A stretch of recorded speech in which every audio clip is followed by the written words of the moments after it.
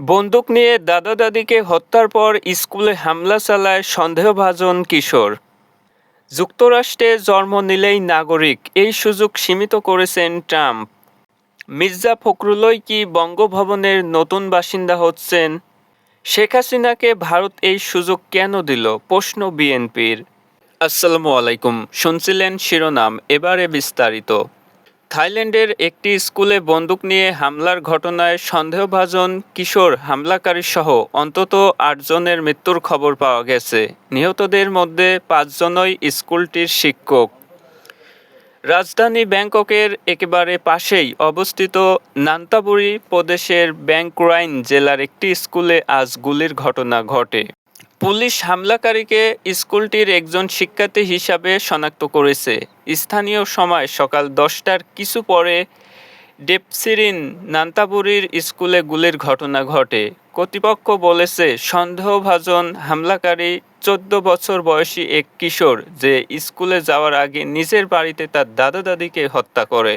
Police জানিয়েছে, সে যে ৯ millimetre পিস্তল ব্যবহার করেছে সেটি তার দাদার ছিল।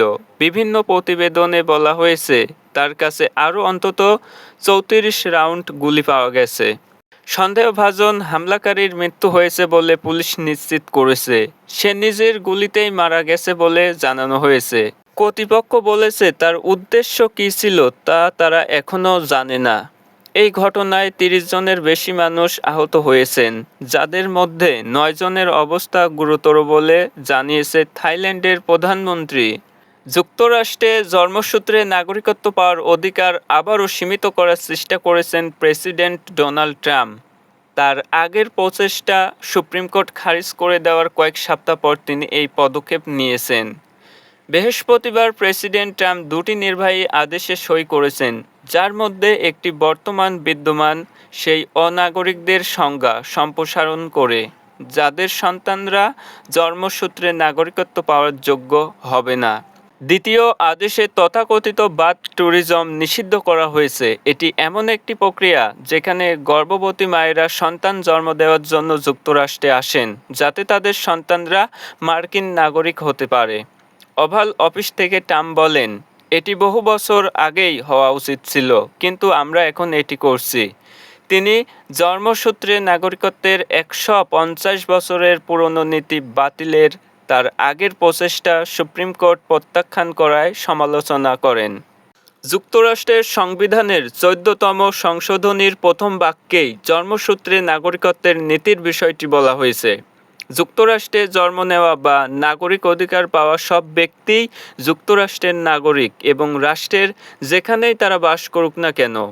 প্রায় ১০০ বছর ধরে এই নীতি চলে আসছে যে দেশটিতে কেউ জন্ম নিলে সে যুক্তরাষ্ট্রের নাগরিক হবে, তবে কূটনৈতিক ও বিদেশি সামরিক বাহিনীর বিষয়ে এটি প্রযোজ্য নয়।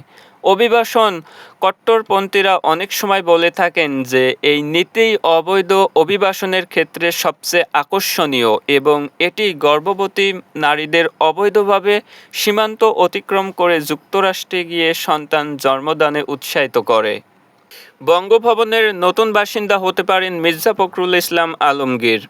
রাষ্ট্রপতি পদে তাকেই প্রার্থী মনোনীত করার ব্যাপারে বিএনপির শীর্ষ পর্যায়ে আলোচনা রয়েছে বলে দলটির দায়িত্বশীল একাধিক নেতা জানিয়েছেন।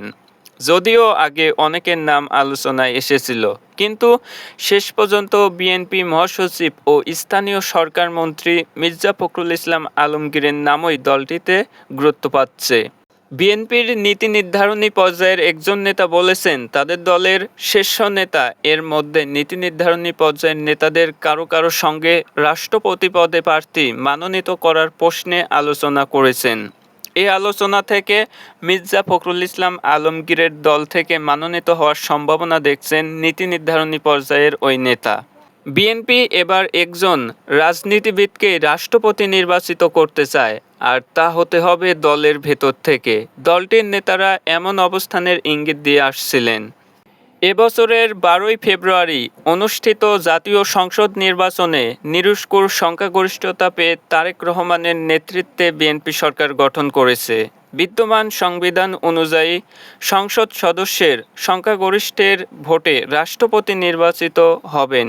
এমন প্রেক্ষাপটে সংসদের প্রধান বিরোধী দল জামাতে ইসলামী কোনো প্রার্থী দিচ্ছে না, ফলে বিএনপির প্রার্থী নির্বাচিত হতে যাচ্ছেন।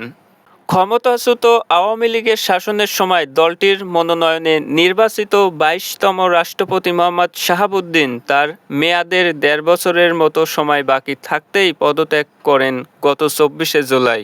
তার পদত্যাগের পর ভারপ্রাপ্ত রাষ্ট্রপতি হিসাবে দায়িত্ব পালন করেছেন জাতীয় সংসদের স্পিকার হাফিজ উদ্দিন আহমদ।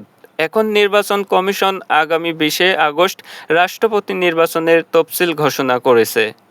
বাংলাদেশের ক্ষমতাচ্যুত প্রধানমন্ত্রী শেখ হাসিনাকে নয়াদিল্লিতে সংবাদ সম্মেলনে কথা বলার সুযোগ দেওয়ায় ভারত সরকারের ভূমিকা নিয়ে প্রশ্ন তুলেছেন বিএনপির শীর্ষ পর্যায়ের নেতাদের অনেকে।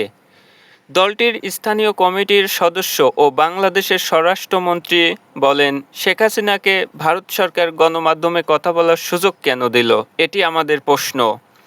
জুলাই গণ অভ্যুত্থানে ক্ষমতাচ্যুত হওয়ার পর থেকে শেখ হাসিনা ভারতে আশ্রয় নিয়ে আসেন। সেই প্রসঙ্গে টেনে বলেন, ভারত তাকে আশ্রয় দিয়েছে, কিন্তু সেখানে আশ্রয় থেকে শেখ হাসিনা বাংলাদেশকে নিয়ে রাজনৈতিক তৎপরতা চালাচ্ছেন।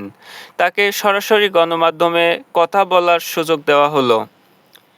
বাংলাদেশে মানবতা বিরোধী অপরাধের দায়ে ফাঁসির দণ্ড নিয়ে ভারতে থাকা শেখ হাসিনাকে ভারত সরকার কেন রাজনৈতিক কর্মকাণ্ড চালানোর এই সুযোগ দিল, এই প্রশ্নও রাখেন বাংলাদেশের স্বরাষ্ট্রমন্ত্রী। ৫ই আগস্ট জুলাই গণ অভ্যুত্থানে আওয়ামী লীগের দীর্ঘ শাসনের পতনের দ্বিতীয় বার্ষিকীতে নয়াদিল্লিতে দক্ষিণ এশিয়া ফরেন ক্লাব আয়োজিত সংবাদ সম্মেলনে অডিও কলে যুক্ত হয়ে বক্তব্য দেন শেখ হাসিনা।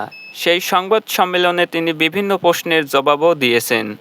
এ ব্যাপারে বাংলাদেশের পররাষ্ট্র মন্ত্রণালয়ের পক্ষ থেকেও ক্ষুব্ধ প্রতিক্রিয়া জানানো হয়েছে। সরকারি দল বিএনপির নেতৃত্বের মাঝেও ক্ষুব্ধ প্রতিক্রিয়া তৈরি হয়েছে বলে দলটির নেতাদের অনেকে বলেছেন। বাংলাদেশে জুলাই আন্দোলনে হত্যাকাণ্ডের জন্য শেখ হাসিনা দুঃখ প্রকাশ বা ক্ষমা চাইবেন কিনা নয়াদিল্লির সংবাদ সম্মেলনে সাংবাদিকদের সেই প্রশ্ন এড়িয়ে গেছেন তিনি।